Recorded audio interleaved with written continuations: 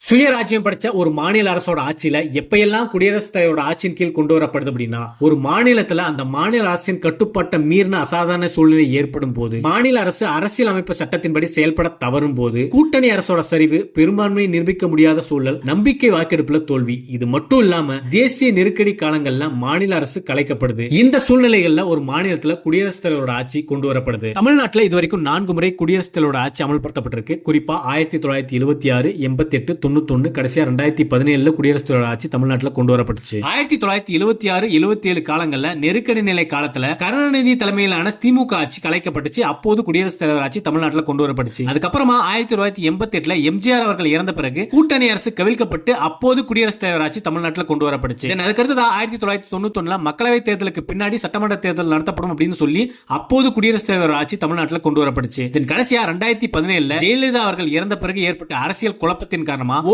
பன்னீர்செல்வம் அவர்கள் தலைமையிலான அரசு கவிழ்க்கப்பட்டு அப்போது தமிழ்நாட்டில் குடியரசுத் தலைவரோட ஆட்சி கொண்டு வரப்பட்டுச்சு. ஓகே மக்களே, இந்த வீடியோ உங்களுக்கு யூஸ்ஃபுல்லா இருந்துச்சுன்னா மறக்காம இந்த வீடியோக்கு ஒரு லைக் போட்டு நம்ம பேஜை ஃபாலோ பண்ணிக்கோங்க.